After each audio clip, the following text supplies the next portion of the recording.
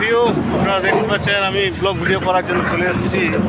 তাই আমি তেজপুর এখানে কিন্তু অলরেডি ঢুকে গেছিলাম আমি একটা কাজের সন্ধানে, যে আমরা জিসিবি দোকানকে কাজের জন্য জিসিবিটা ওখানে বললে কেমন হয়, কাজ কাম হবে কিনা, সেই রাস্তার কাজের জন্য গেছিলাম।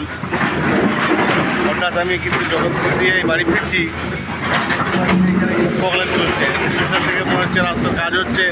অবশ্যই এটা একটা ভালো দিক যে লোকগুলো আমাদের পাহাড়ের রাস্তার ব্যাপারে কিন্তু চিন্তাধারা তাদের মনের মধ্যে রয়েছে।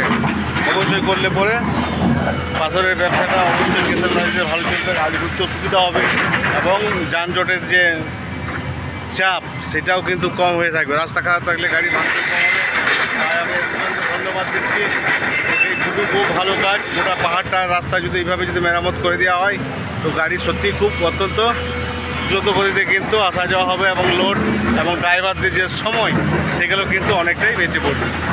Thank you. ভিডিও করে আমি আপনাদের মাধ্যমে শেয়ার করছি ইউটিউবে।